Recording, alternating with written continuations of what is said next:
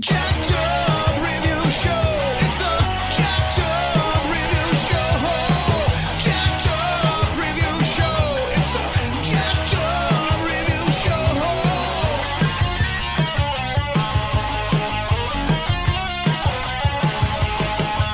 Join us as we cover many an insane movie and numerous cult TV phenomenons. Are you ready to get jacked up? Are you with us? Then listen on. Listener discretion is advised. It's a Jacked Up Review Show. It's a Jacked Up Review Show. Jacked Up Review Show.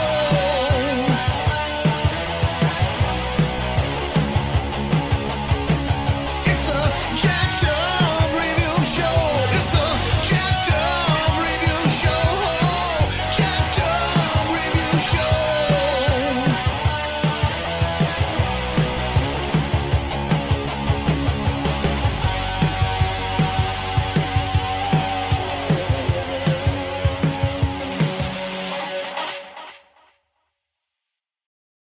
There we go. What felt like eternity, and it happened on this very day. All right. So, Jonathan, Mark, and I are up to no good. We're here to tackle the career of Christopher Walken. Yeah.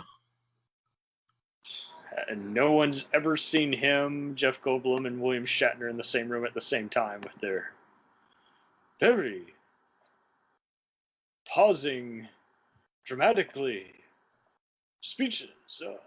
Mhm. Yeah, I would have thought I've seen every fucking movie by him, but I have not. I can't keep up with him. I gotta confess. What I do find interesting is how he's basically just had recurring just actors and co-stars. I just said the same fucking thing twice, but even just recurring filmmakers and studios that he works a lot with, and not really even surprised by that. Where do you rank him in the actors who've seen it appear? The Sam Jacksons and Michael Caine's and Danny Trejos of the world. Well, I mean, he's up there. I mean, regardless of the movie, usually he's sometimes the best part of those movies. It depends. Sometimes he just can't redeem it, but it definitely takes a while for you to just kind of say, you know what, that movie was just kind of all the better because he was in it. Sometimes he's the only good thing in that one certain movie. And trust me, I know. I know the names. Oof.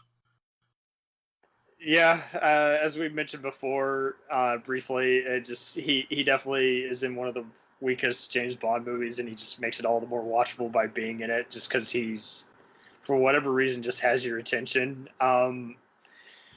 It is interesting how some of just obscure movies that he's done internationally have become renowned just because, they in those cheap, $5, 2 DVD packs. Yeah.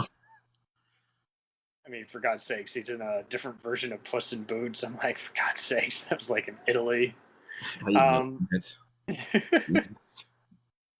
Some of his earliest appearances are just, videotaped live plays that he's in. So I'll let you start off with your absolute favorite roles of him. Everyone's got their favorites. Well, I figured I'd mention this since I have this as my cover today, and it's Nick of Time. This is the one that nice. introduced me. Well, not introduced me to him, but this showed him as a villain for the first time, at least for me. Yeah. I'll say this, because it's kind of scary in this one when I was a kid.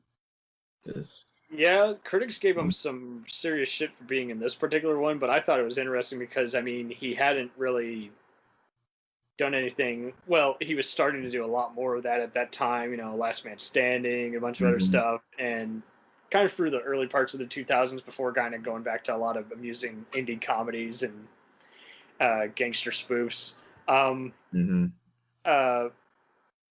But yeah, no, that's interesting how you mentioned that. It is kind of just like you really don't know what's he's gonna do next because You really he's don't. kind of got a huge enough resume. He can do anything he really wants to at this rate. But at the same time, I mean, I'm kind of waiting for him to do another reunion with someone who's, used him quite a lot. Abel Ferreira, Tim That's Burton, true. Woody Allen. Oops. Yeah, no, that's not happening. Yeah, no. Just seeing if anyone's paying attention. It's really, you can't even escape them. Virtually every channel, satellite, cable, regular antenna channel is playing a movie that he's in at some point. Turner Classic Almost every Movies movie, pretty much. will play an obscure movie he's in, like something stupid like Brainstorm, which Oh yeah, I forgot about Brainstorm. everyone's going to use some cyber Yeah, I haven't seen it in a long time. That's all I can say. thing. Oh God! Even if he's pretty weak in a movie, it does kind of bring a William Shatner-ness to it, where it's like, yeah, I kind of want to see it, even if he's playing to the camera or overacting. He just has that about him. I've heard people talk about the Alien film Communion as being a very goofy movie, and I've heard that too. just everybody mentions how his acting is both unusual and easily the most attention-getting part of it.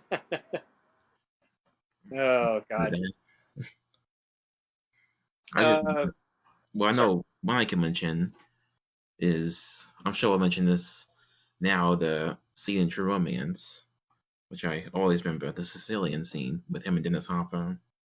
Right, and to come off of Abel Ferreira stuff and then into that stuff with Tarantino script with one of the basically the first time Tony Scott uses him. Yeah.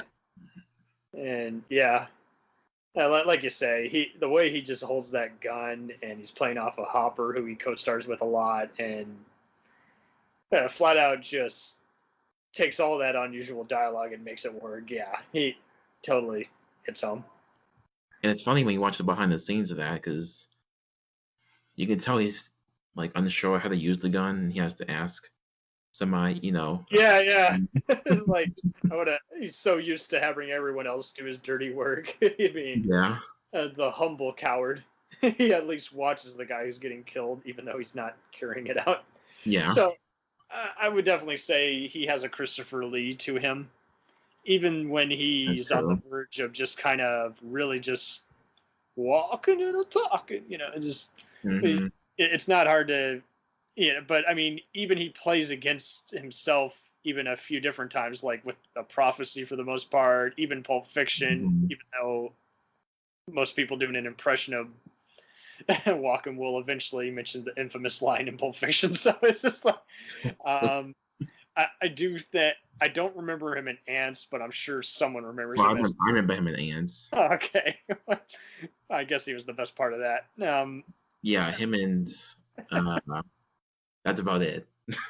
I know some people who kind of who didn't watch enough movies, but basically definitely knew him from all his Saturday Night Live appearances. But I've even encountered other people who constantly would mention knowing him.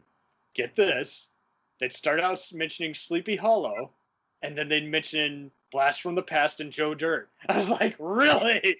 What? Okay. But Joe Dirt I can understand, because that was actually my first introduction to him. Really? Okay, so that's a common thread I'm seeing here. First thing I saw him in was definitely either The Rundown or Kangaroo Jack. Well, Kangaroo Jack was actually after I saw him and Joe Dirt. So I saw that in the theater. So. And that's not counting parts of Batman Returns. It took me a while to realize that's Christopher Walken. I just thought that guy was weird. I'm like, oh my god, the makeup and everything. Oh god, I could talk about that all day.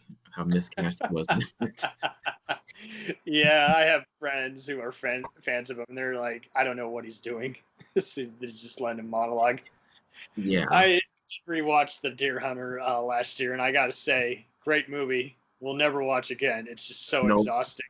But I mean, it's so unrecognizable. It's hard to believe that is the Walken. You know, it's like so athletic in that movie, so subtle in how he approaches, you know, the steel mill worker, you know, evolved into grizzled violence and war games. Is like, and who can't even stop playing Russian roulette just for money. Yeah. I will say deserving of the Oscar. At least totally. this time. That Catch Me If You Can were the awards we were noticing for him. Mm-hmm. I'll admit, he should have gotten an award for McBain.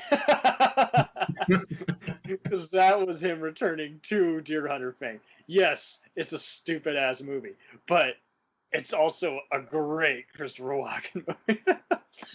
He seems to definitely mainly appear nowadays just, throughout his career. He just often will co-star alongside William Dafoe, Steve Buscemi, Jennifer Bills. And I'm actually surprised. I'm not up to par with a lot of his recent stuff. I don't remember him at all playing a prison warden in the Jesus roles, but that's okay. I just go on right by that. I didn't see 9 Lives because the trailer was just so bad, but I know he's a mad scientist, and it was like the worst comedy of 2016. Yeah, I didn't see that either. Director of Men in Black, from producer Luc Besson, who hasn't had a hit. Kevin Spacey, who's now blacklisted.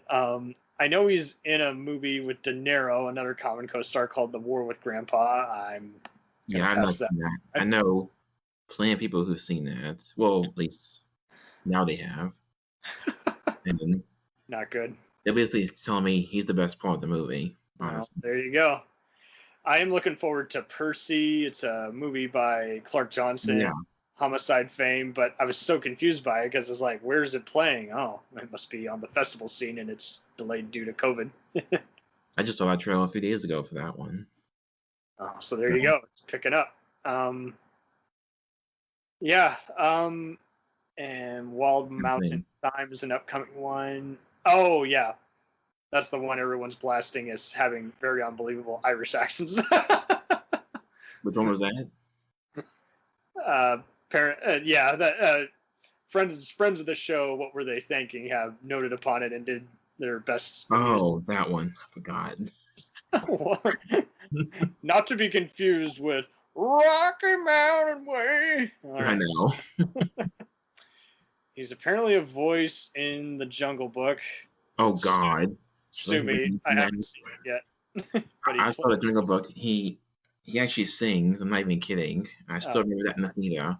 That was not fun to watch. Is it even worse than his take on Captain Hook in that live Peter Pan live? That's better than the way it was in Jungle Book, at least to me. I mean, at least you know that had a stupid TV budget. True. I know he appears in the Turks and Caicos third part to page 8 with Bill Nighy. I haven't seen that yet, guys. I've only seen the first part of that awesome PBS special. I do think it was interesting how he was in the Sarah Plane and Tall movies and got Emmy recognition for that, because him and Glenn Close, were already big, TV or movie big screen names, and there they are. I know he did an obscure TV movie with Lorraine Bracco called Scam, and I remember him saying, I've never seen it, but all I know is on Inside the Actors. If I did, I don't remember seeing it. But it's just so funny how on Inside the Actors Studio, that was like the only movie he had a regret about making it. And it wasn't even necessarily that he thought it was a bad movie. He just was like, yeah, I just don't think I gave it my all. I just don't think I did it justice. It's like, that's interesting. Yeah. I don't think you had any regrets. I remember being disappointed by the real true crime Prohibition era gangster movie for HBO, Vendetta, but I've been meaning to rewatch it because as I became a bigger fan of the filmmakers involved with that one. Yeah, I mean, I really don't think he could go wrong here. I think he should have gotten some award recognition for Seven Psychopaths, just for the whole. It even makes the trailer where he says, he's like, he's arguing with Zelcho Ivanek. He's just like, what? I'm not gonna do what you say. Why? I got a gun. I don't care.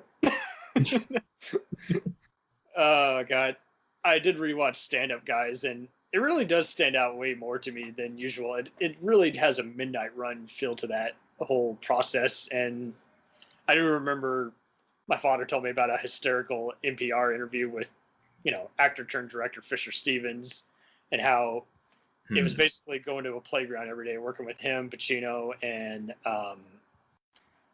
Alan Arkin every day. And I'm sure it had to be, especially because he's organizing the story and, dealing with personas and then making sure, the movie's actually making sense and gelling.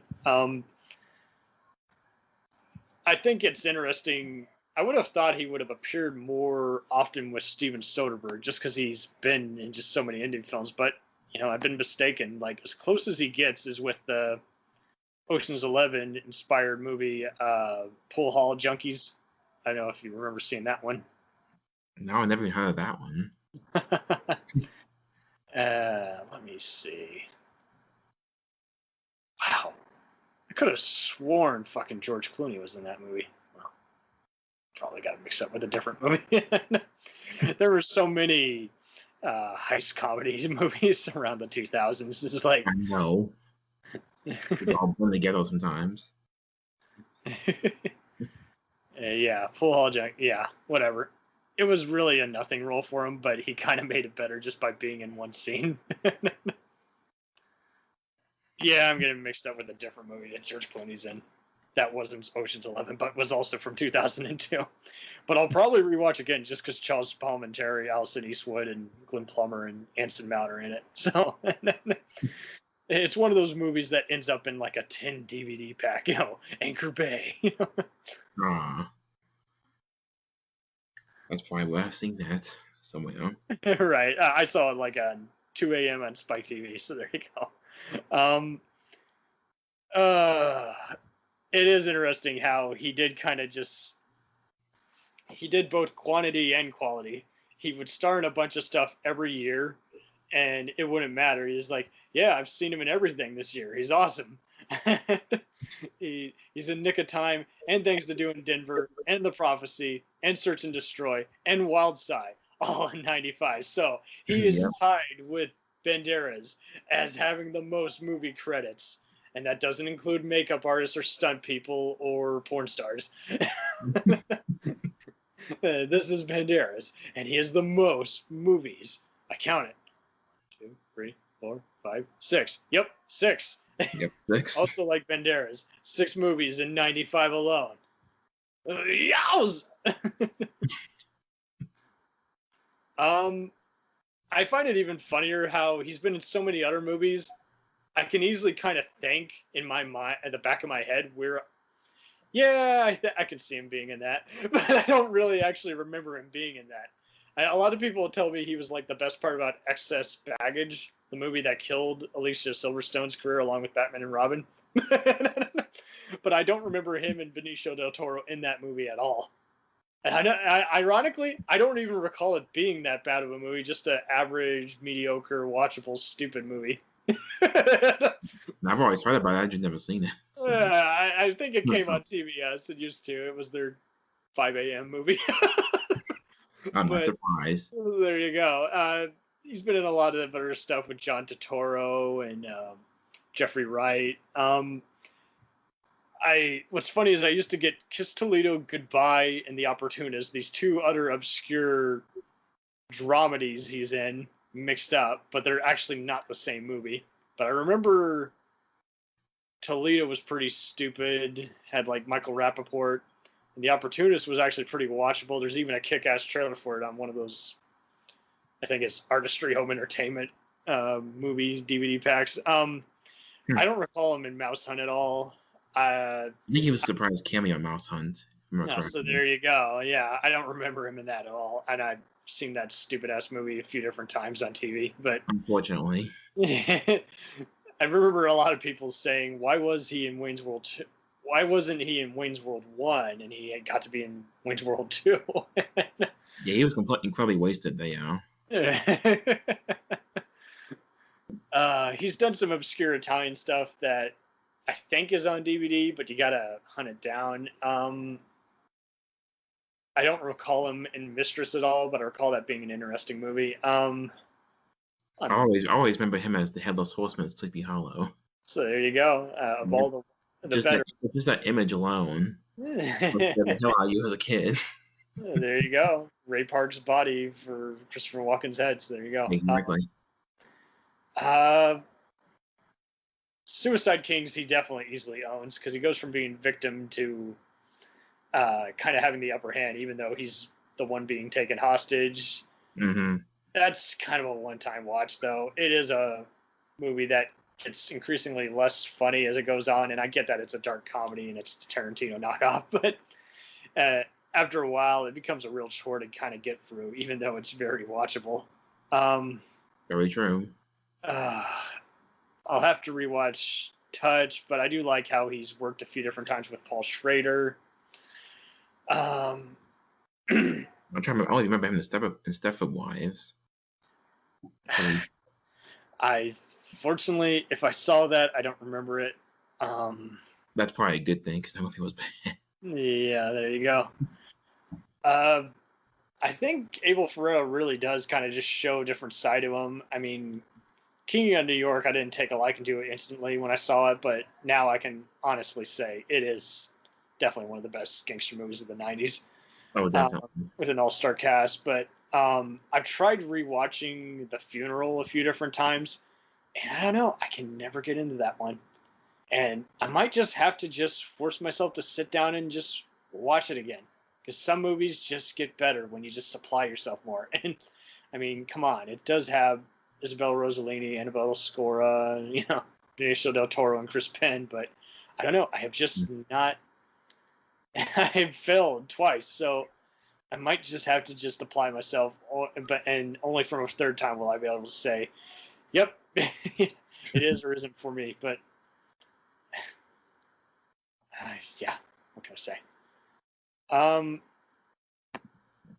Yeah, I mean, I think he's one of the few to just kind of blend cult status with just easily recognizable status. Just various people know him from enough things. I mean, multiple decades to where it's okay if you. I mean, it's what Percy seems to be a hot item right now in the indie film scene, and I'm sure it'll take off. Does it have an IMDb score yet? 6.8. Okay, so it's a biography about a Canadian farmer going after a giant corporation. So yeah, there you go. That's kind of a throwback to the Milagro Beanbag War. Yeah. Earlier movie he has a brief role in. Yeah, it's got some IMDb stuff that's pretty favorable. Yeah, so I mean, he'll always have. I think it also helps that he always has at least like 3 movies each decade that everyone likes. I remember Father Figures got devastated by critics, and yet it had a high audience score. A lot of people were like, "Oh, it's a fun, crude comedy like Horrible Bosses. You should see it." I haven't seen it yet. I haven't seen that either. But I mean, I have seen some of his other comedies that either some people like or some don't, like Balls of Fury, which oh my god. Balls of Fury. Yeah, I recall finding that pretty lame when that came out, but I warmed up to it a little afterwards, but there's still a lot of missed opportunities in that. Like, why do you have Aisha Tyler in there and she's not really funny? But I can see where the Reno 911 guys were going with it. Like, George Lopez does start out being pretty funny doing his best Scarface impression. Then after a while, it's like, okay, just shut up. It was funny the first time. It's not funny anymore. But Yeah, I think he was definitely the best part about that one. Of course, Okay. the other musical he did, I'd say, was Hairspray, which I remember that. Seeing that. Yeah, I remember my mom saw that with my sister in the theater, and she was like, "It was very unusual seeing him in that. He was kind of good." She usually doesn't like his movies. Yeah. So Father Figures as a B minus. Yeah, I'm still seeing this. I might have to because that I'll trailer trust cut me cinemas off. any day over Metacritic or Rotten Tomatoes. And see, that says a lot because I do respect Metacritic because they're actually going in and actually reading the thing and gouging whether it's like a 60 out of 100, 40 out of 100 based on the editorial. And it's like Rotten Tomatoes will more often than not, list the same review or miscount it. It's like, I thought you counted that as a good review versus it's like you can't just go one or the other. There is an in between, and Metacritic at least acknowledges that. There's going to be movies where you just don't know. It was well acted, and the plot just lost me, so it's a 50 out of 100. And some of those that are rotten ends up being fresh for no reason. They should be rotten. Yeah. I'm like, how the hell does that work? And Rotten Tomatoes, I mean, they definitely keep getting in trouble because they keep even changing up the scores for movies that did not score back in the day and mixing it with the new reevaluated ones. Is like, well, yeah, no wonder you don't have a coherent consensus. Always read the user score. Although, I said before, thanks to some people on Twitter also, talking about what they said about Man on Fire. Speaking of Walken. Oh, yeah. John Creasy, he's painting his masterpiece. And he's like, oh, well, I remember what the critics said there. They're like, oh, this movie loses itself in the second half because it becomes... Are you kidding me? Thriller. I'm like, come on. Same fuckers who were down with Death Wish and... It just reminds you how Taken was like generally considered a good movie on most movie review sites, and yet there were just so many people who were just like, "Oh, this is an irresponsible movie." It's like, yeah, it probably is if you take movies that seriously, but oh my god, that's the pretentious people they are. That's what I call them. If it's in the movie, I don't consider it a matter of fact. Exactly. Now, if it's trying to be realistic, like every other Christopher Walken. Now Nolan movie, then yeah, then we're gonna hold it to a higher standard. But then there's gonna be some people who are like, "Oh, I can do no wrong. It blew my mind." Yes, he can. I'll just say that. Oh god. We won't go there right now. I know you can YouTube a hysterical scene. Well, not hysterical, just a poignant scene from the boxing movie Homeboy, which he's in with Mickey Rourke. That's another one I can't remember. I think I finally saw it. I think you can even find the whole fucking thing on YouTube. But yeah, he's a crooked promoter encouraging him to fight, and yet he's coming off as a brother. I do kind of like how the Deer Hunter kind of makes his 80s career for a while when he's not starring in just some all-star cast ensemble movie and some horror films. That's kind of his niche, just being a soldier. So if you don't have McBain, which definitely looked like it was made in the 80s and it just came out in 91, then you got Deadline, which is also known as Witness in the War Zone. Just talking about the Lebanese Civil War. And that's another one which is kind of average, but also decent at the same time. And yet he definitely made it captivating just as the war journalist when that was just a thing.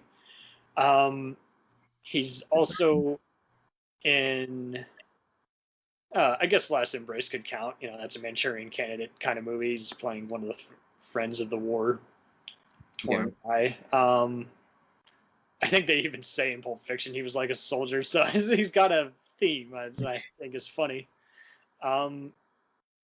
He doesn't do too many direct-to-video movies, so that's interesting because almost everyone sinks at some point. Usually for the most part. Other than making a cameo as a journalist in All-American Murder and Prophecy 2 and Free, he kind of avoided direct-to-video for the most part. I do kind of think the addiction is underrated because that's kind of blending the New York crime scene while having a very realistic someone, becoming a vampire premise. And, that was another one he did with Annabelle Scora and Abel Ferreira. And it's also kind of a who's who of The Sopranos and The Wire and Oz. Yeah, the pre HBO TV show, but age. But yeah, I think that's a very underrated vampire movie because it just showed you is like you didn't have to be pretentious like Anne Rice. You didn't have to be even Lost Boys or Blade and stylish and over the top, or yeah, you just could have just someone going mad and just becoming lost in their world and filming it in black and white, and it actually serves a purpose instead of everybody's doing it, it's a throwback. Yeah, like some of the movies they try to do that nowadays sometimes. Yeah, It's forced. I can understand Alexander Payne doing it with the one Bruce Dern movie. I can't understand anyone else doing it. Like, I don't know why you filmed in black and white. Because we're artists, that's why. I do recall. So yeah, out of all the current movies I've seen, I think One More Time was a kind of mediocre movie where he acted alongside Amber Heard. I don't recall him at all in Jersey Boys, probably because I was just like, yeah, Clint Eastwood musicals are not your thing. Good music and dancing, but I'm sure the play was way better than what I'm just seeing on screen. That's what I've heard from a lot of people that have seen the play. Yeah. Power of Few was a pretty pointless all-star cast crime movie. Which I didn't know existed until a few years ago. Yeah, there you go. My brother pointed it out to me. I saw it one lazy night on Stars, and I was just like, this is barely a movie. He's playing a hobo who's going around speaking advice. Mm-hmm. He's apparently in Eddie the Eagle. I don't recall him in this movie. Who did he play? Oh my god. Obviously, I remember Taron Egerton and Hugh Jackman, and that was directed by Dexter Fletcher. Oh my god. Yeah, I didn't see that, so I can't say. I think The Family Thing was kind of interesting. It was a movie Jason Bateman directed and co-starred in with Nicole Kidman, just kind of a strained family getting their shit together. He has a brief minor role in Kill the Irishman, him and Vincent D'Onofrio. It's kind of amusing. Although I hate how the poster just flat out lied. It's like, no. Often if you're the second closest person on the poster, you have a key role. And it's like, no, he doesn't have all that much screen time. He definitely was the best part about Envy, a stupid comedy, which I actually I'm not gonna lie, I did kind of find that funny, even though it was very mediocre in parts. But it was way better than I thought it was gonna be. Everyone was like Razzie winning. I was like, but I mean, even Roger Ebert went hard on it. He's like 2 out of 4. He's like, the movie's funny, yes, but not really funny enough. Oh wow, audience gave it an A on Cinema Score. I still remember when I saw him pop up in the Country Bears. I was hoping to go this episode without mentioning it, but well, you kind of have to, at least. You're right. Briefly. I didn't want to, but it's all good. Oh, damn, I forgot about that thing. No torture. I was forced to sit through that thing. Oof. Oh god. Oh, so get this. Envy. The Razzies nominated Ben Stiller for Worst Actor for Envy, but he lost to George W. Bush in Fahrenheit 9/11. Oh, it doesn't really count, but that's fucking funny. Oh, he's definitely the best part about Jiggly.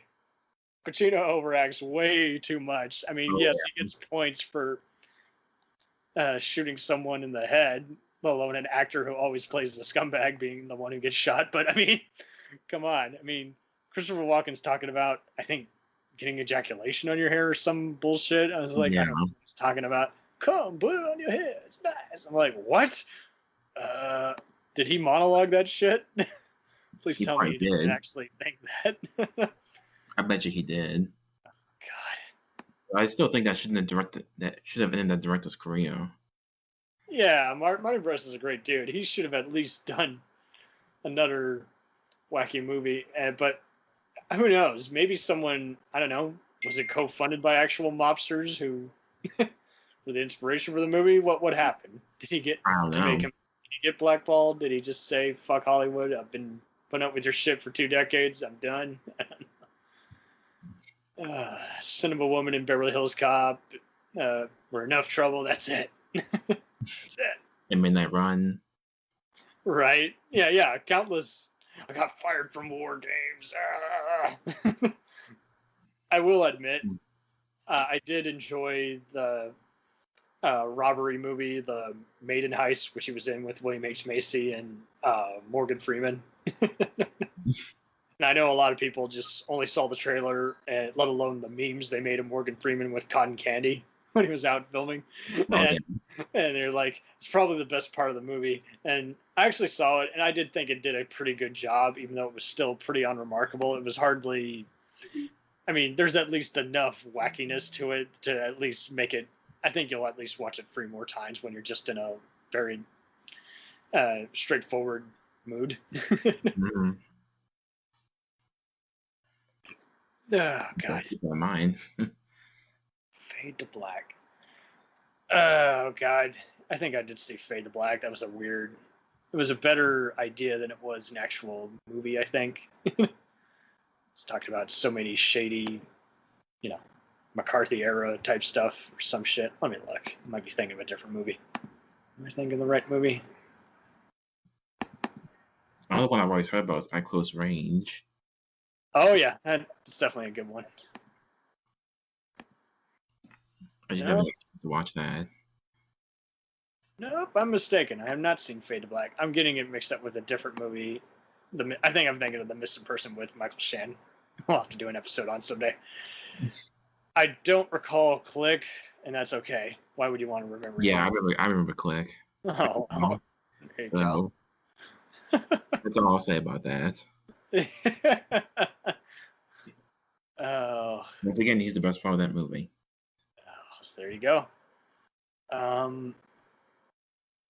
I definitely never saw Undertaken Betty. That was a British movie he did with Alfred Molina, Naomi Watts. Wow.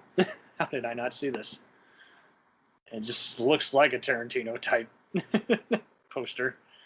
Let's see. So DVD Talk is less enthusiastic. Kind of a mess. Not really all that funny. Still feels barely recommendable thanks to a colorful cast of true characters. Variety says, a near miraculous balance between the silly and the morbid. An enjoyable and entertaining cast, even though it's unlikely to bury the competition. So a typical like it or hate it crime comedy. Yeah, as usual, some of those. Wow. A woman whose husband is cheating on her and an undertaker who's been in love with her since her childhood decide to fake her death so they can be together. Yeah, that sounds like a wacky movie. Mm-hmm. 6.6 out of 10, so someone liked it.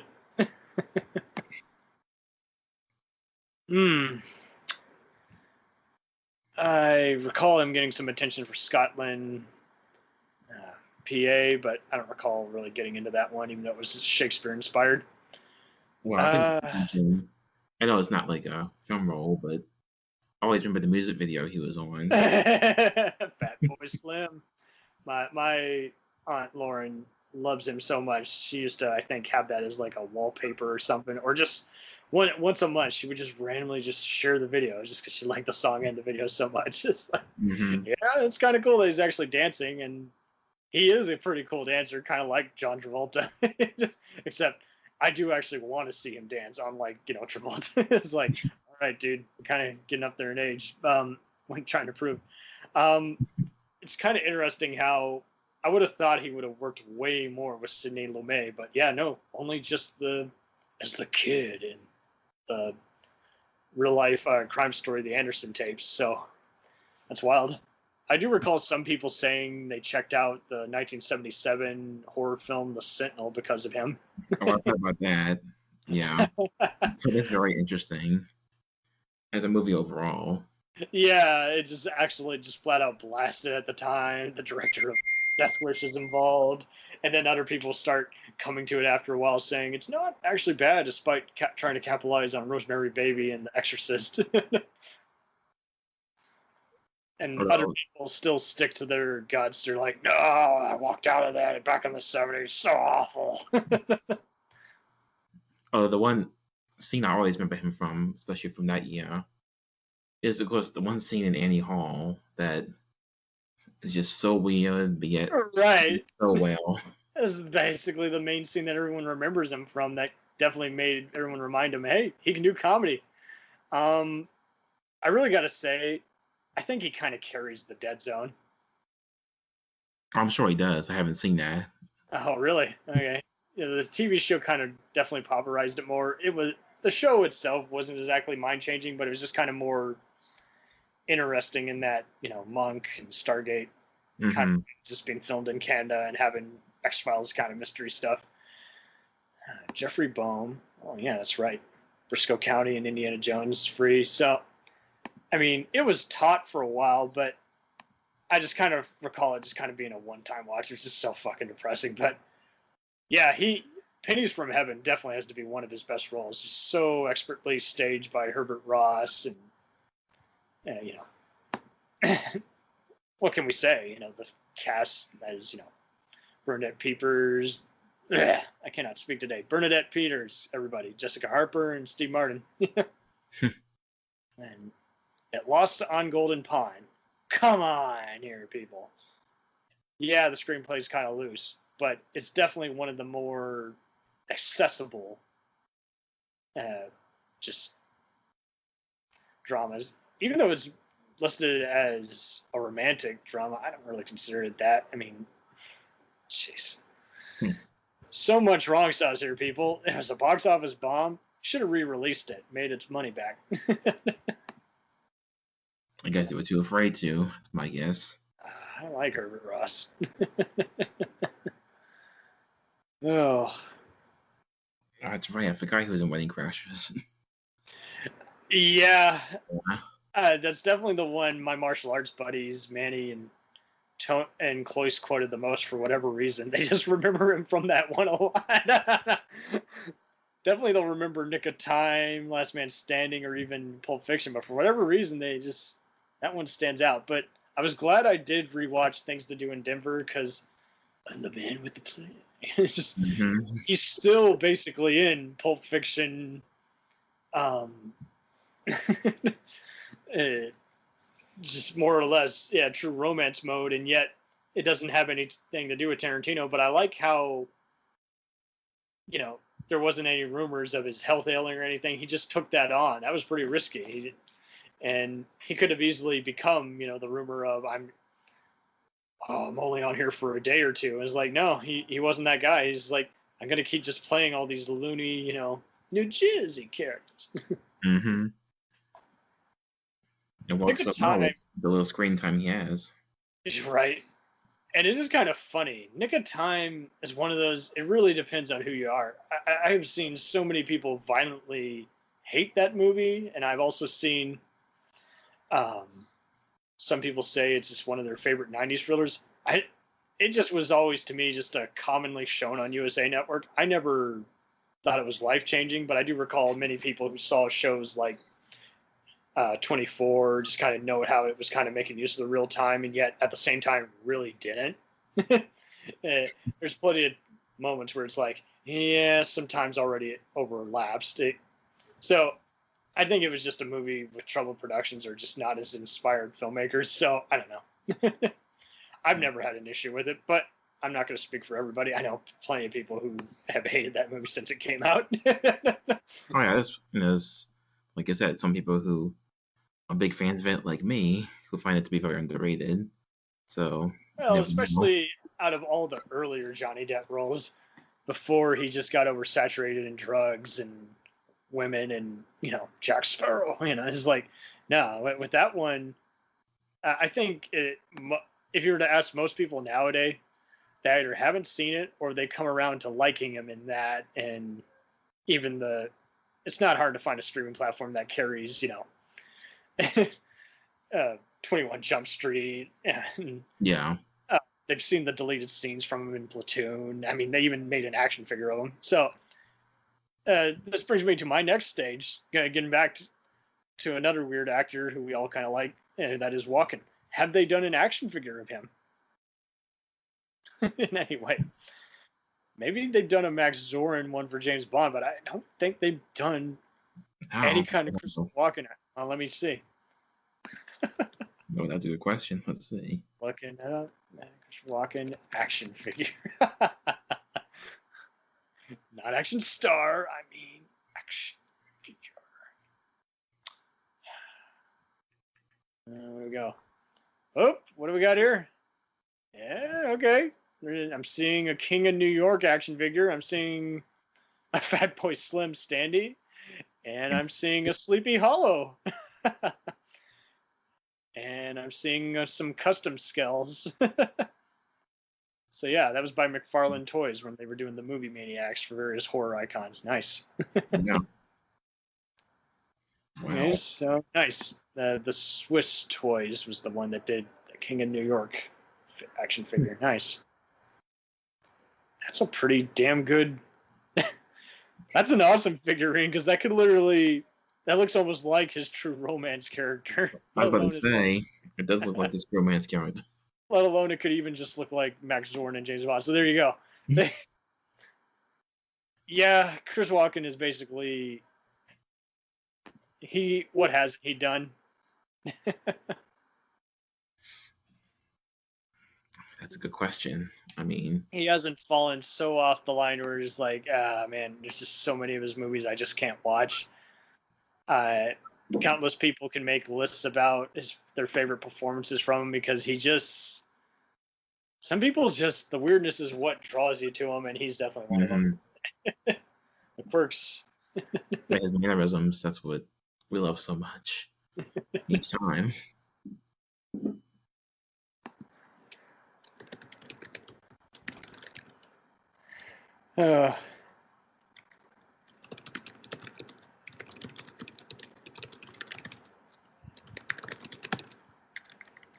So I think if you were to rank like your main, besides Headless Horseman, like just what's the first role that just comes to you and you're just like, yeah, I could watch that scene all day.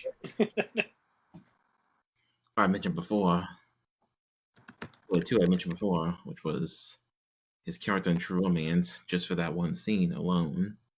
Of course, quotes, and Mr. Smith in Nick of Time. I always talk about anytime I bring up Walken. That's the two I always bring up every time. Interesting. Yeah. He's just done so much that it's really hard for me, but I mean, even though he has one of the most quoted lines in Pulp Fiction, I would definitely I've just kind of come a little around to King of New York, and obviously, as bad as that James Bond movie is, I could definitely watch a scene and probably be intrigued by it. I love The First Prophecy, and it is kind of cool that he gets to act off Eric Robertson Part 2. But probably even more so, I mean, I definitely love Seven Psychopaths. It's just, it's my go-to quotable movie now, and I mean, I could probably, do True Romance, but if you had to strip away just any of the gangster stuff, I could definitely, even though it's still a crime role, it's mainly just a musical role, and the gangster role is an occupation. I think everyone should just YouTube his segment in Pennies from Heaven, or one of his moments in The Deer Hunter, because I mean, you do owe it to yourself to see where an actor is at some point. And The Rundown, I think, is definitely kind of the most talked about movie of the 2000s, and everyone likes him in it. Oh, yeah. I mean, even the way he's posed on the camera, he's got a bit of a belly, and he's just kind of just posing there with a gun, just as a reckless, guy kicking people off their land so he can, drill baby drill. That's why I like to call his classic villain performance. In a way, it was kind of a better version of Max Zorin. It's the same kind of It's deal. true. Like, I'm going to betray all the guys I'm doing business with and knock them off at the last possible minute, and then still just feel like I can monologue my way out of this when the heroes got me at gunpoint.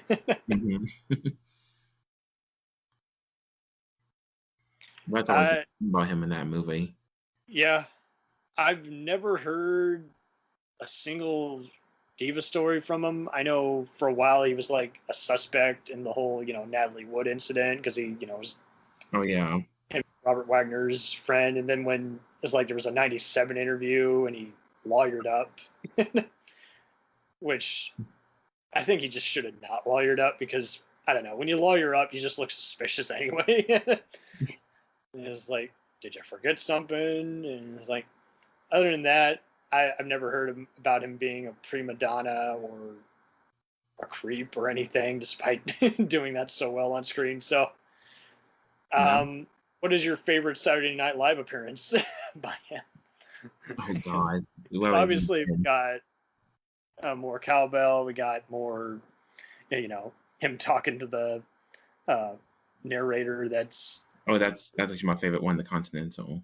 The Continental, and It's my favorite one from him, easily. That's one I know people nowadays would try to go. I'm surprised it's only been like 7 times. I was like, I would have thought Only 7 times. Last was 2008 when he hosted. Oh man. And that was disappointing, honestly. When yeah, he was just looking too much at the at the speed camera or something, and it's like he does. Cards, he's looking at the cue cards.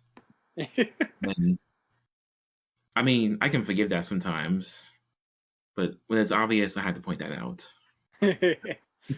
I haven't seen the Jay Moore episode where he's doing an impression of Chris Walken, but I've definitely seen Kevin Spacey's one. I love that one. So what episode does he do an impression of Fidel Castro? Oh, what was that episode? I forgot. I don't know. But he's Colonel Argus. I think I remember that. Yeah, Colonel Angus, which I've heard from a lot of cast members that people go up to them and talk about that sketch, which I'm like, really? Out of all the ones from Walken, that's the one that they want to talk about? I guess it was just unusual, him being the disgraced Civil War general. I don't know. But it's interesting. I never thought that. That was a one-time thing.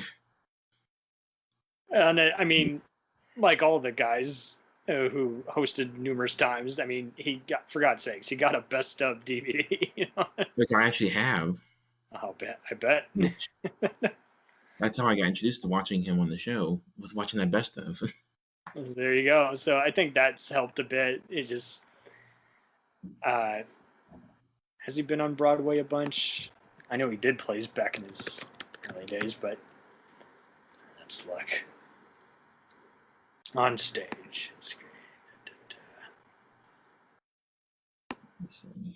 Well, so yeah. First appearances in 52, said Chase. Apparently did a beheading in Spokane in 2010. So, and it was by Martin McDonald, one of the McDonald's of Seven Psychopaths. So there you go. Well, just read he did Fidel Castro. That was in 2000. There you go. Which was the episode he had more cowbell. Which makes sense. There you go. I would have thought more people would have talked about Castro in that episode, but and the Blue Oyster Cult parody was just too much. Which everybody quotes to this day. Totally. It's just you can't go around.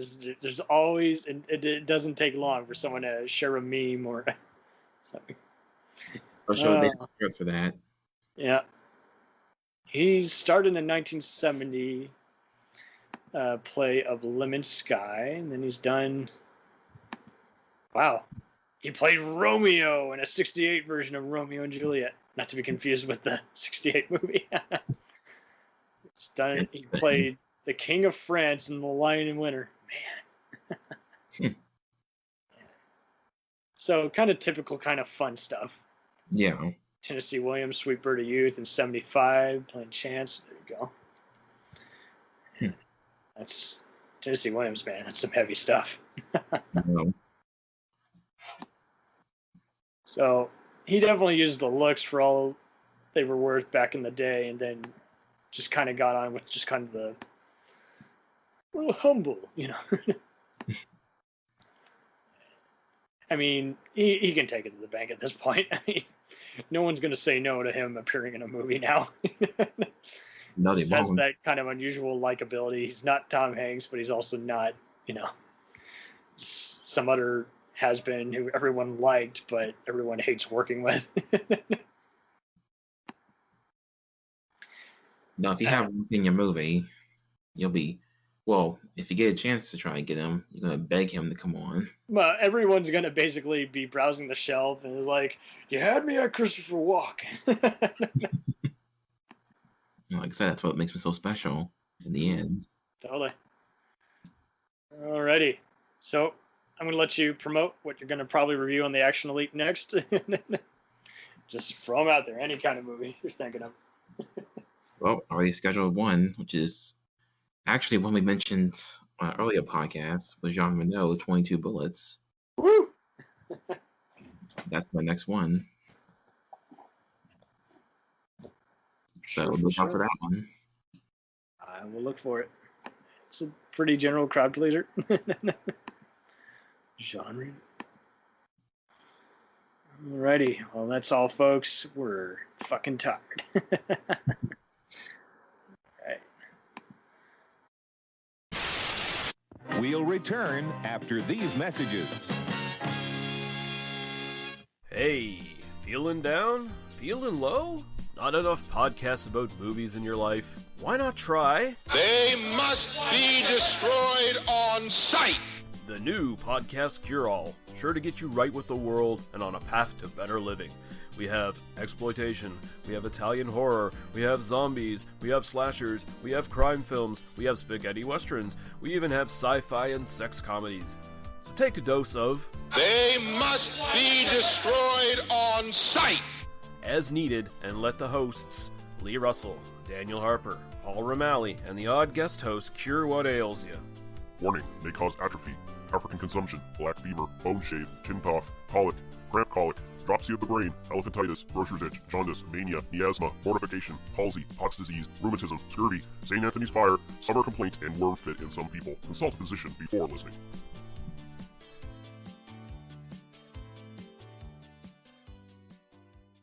Hey, I heard you like movies. I heard you like to hustle. I heard you like podcasts. Well, guess what? There's a podcast for you out there called The Home Video Hustle. Damn right. Every Friday, we talk about whatever movie PJ picks out the bag. What does that mean?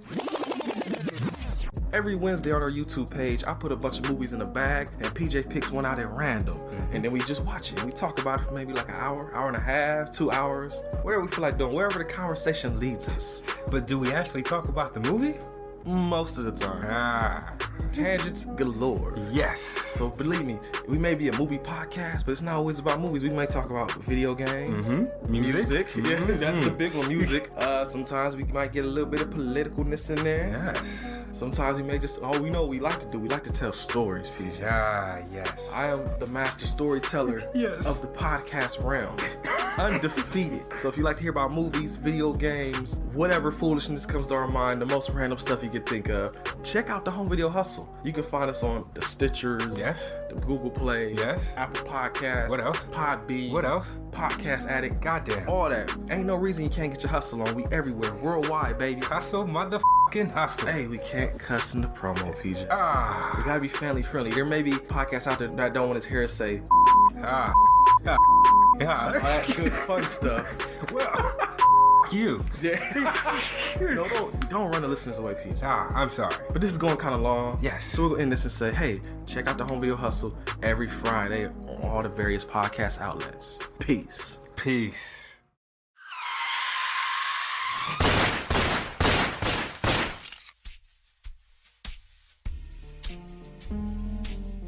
As far back as I can remember, I always wanted to be a gangster.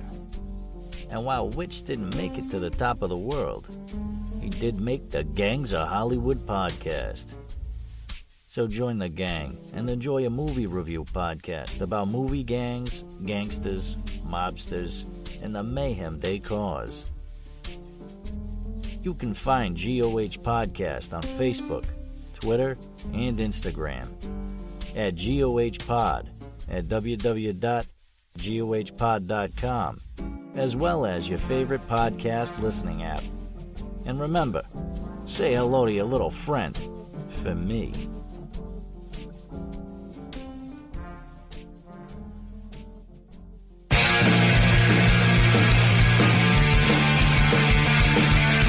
If you take two old punk rockers who are past their prime, put them in front of a movie screen, and give them a podcast, what do you get?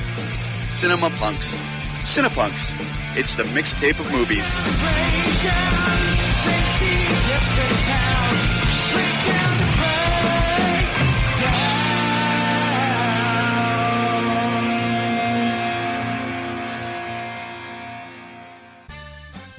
Did you ever see a film at such a young age it left you traumatized with cinematic wounds? Necrophilia. It's a dead issue, man. Don't push it. Cinema Psyops is a weekly podcast documenting an ongoing experiment on the mind of an unwilling test subject.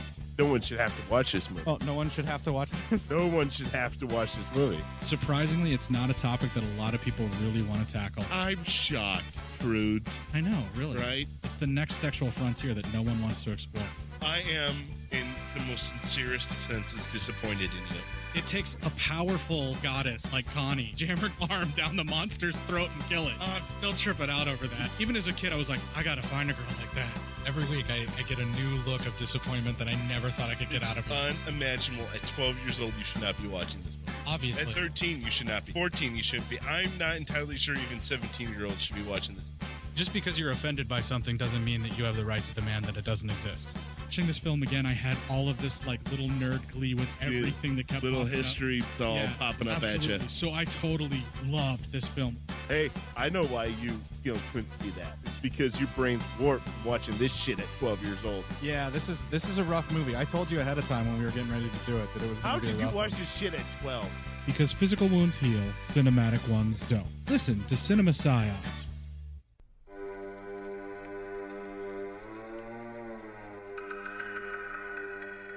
Hey everybody, I'm Corey. And I'm Zach, and we're the hosts of Podcasting After Dark, a cast dedicated to late-night horror and sci-fi of the 80s and 90s, often found on HBO and Cinemax. You know, the movies your parents didn't want you watching as a kid. You can find us every other week on Apple Podcasts, Spotify, Podbean, and Stitcher. This is what you want. This is what you get.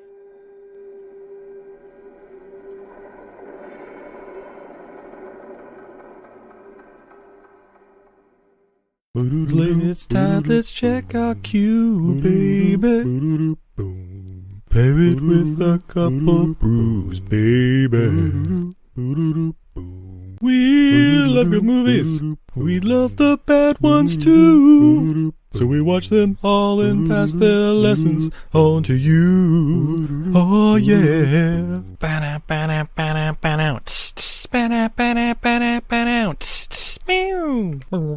Everything I learned from movies helps to make life a little bit groovy. Whether one last plot holes or gratuitous movies, it's time to get busy with your friend Steve and Izzy at eilfm.podbean.com. Welcome to Who Was She podcast. I am your host, Tara Jabari. After a decade working in documentaries, marketing, and all things digital media, I found that podcasting is a strong medium to share stories. After years of producing for others, I decided to start my own biographical podcast. Who Was She will focus on the life of a woman throughout Baha'i history. The first season is about Lydia Zemenoff. Lydia's story explores the subjects of the power of language and faith. Her father invented the universal language Esperanto, and she came from a Jewish family and became a Baha'i. She grew up during World War I and was killed during World War II in a concentration camp, despite heroic efforts to save her life.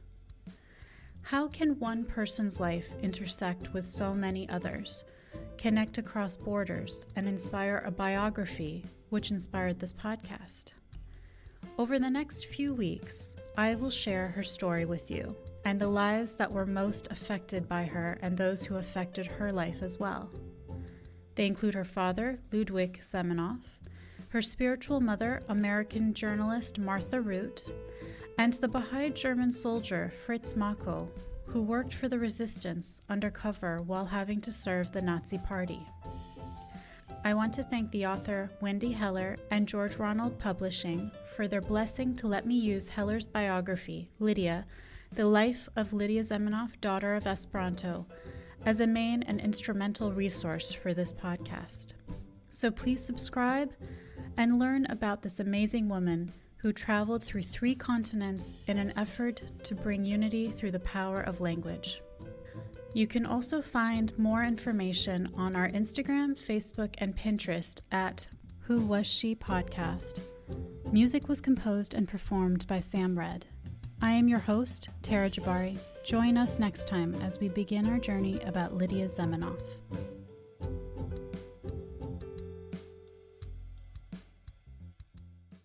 Hi, everybody. It's Mac Jackson. I wanted to invite you to a new site called the Forever Adventure Network. This website has everything: pictures, videos, blogs. There's original music by Harmony Constant, 2 podcasts.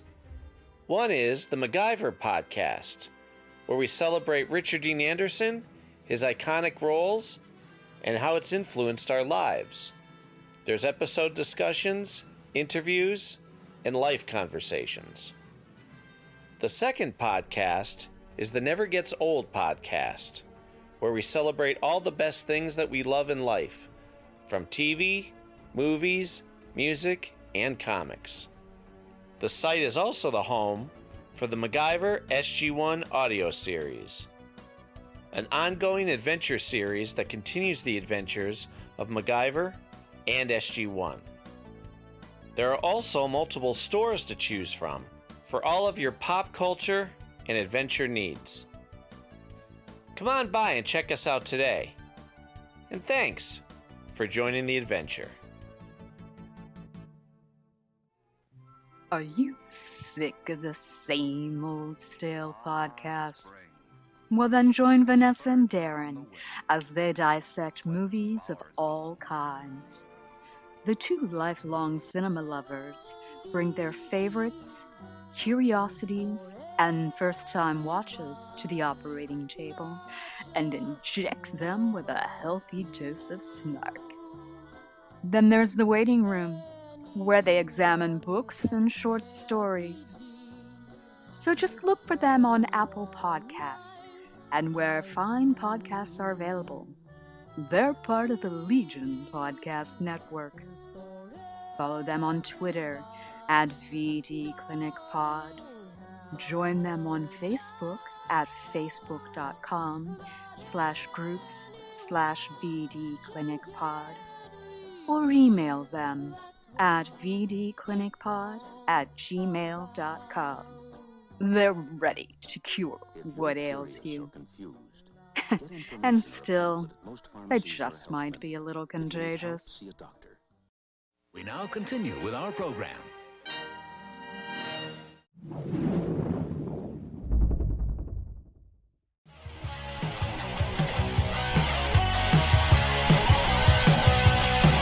Follow us on the web on Facebook, Twitter, and Instagram.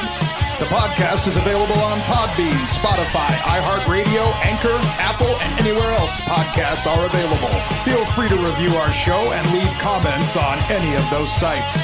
Thanks a million for listening. It's a jacked up